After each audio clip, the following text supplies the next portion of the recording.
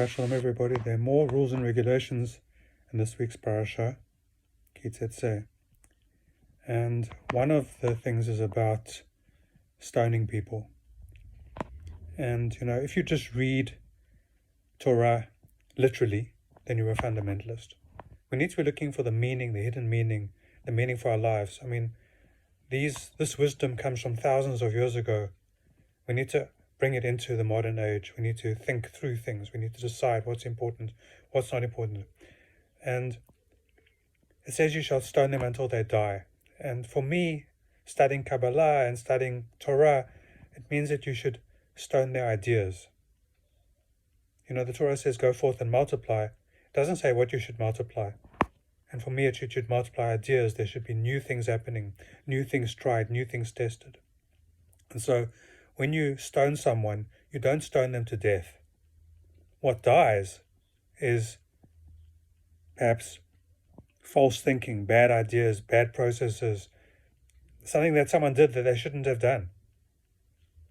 The ancient peoples of North America, if someone in the tribe did something bad, stole something or cheated or whatever they did, then what they would do with that person, they'd put them in the middle of the circle of the tribe.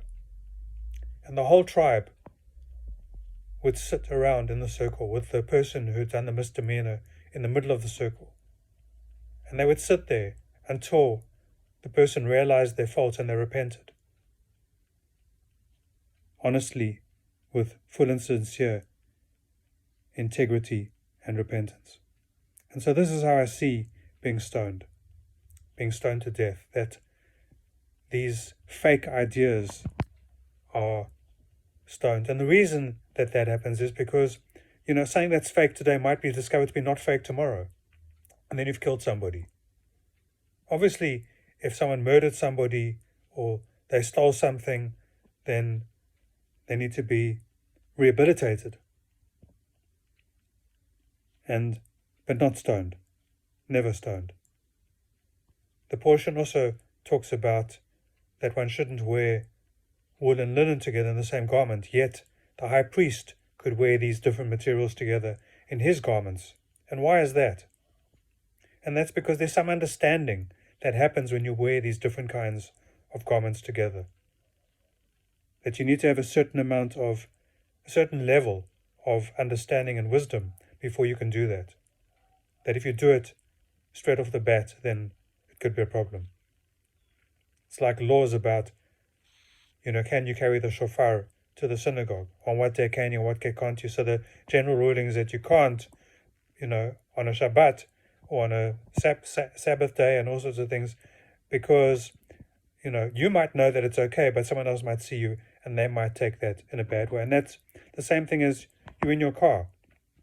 If you're doing 60 kilometers an hour in a 60 kilometer an hour speed limit zone, then you find that there's all the cars are behind you. But if someone passes you at 80, suddenly you'll see a whole lot of cars going past you at 80. But you still know what the right thing to do is. So there's a lot of laws in this parasha, a lot more laws as Moses summarizes all the things he said in previous books and the history of the Israelites who became the Jewish people.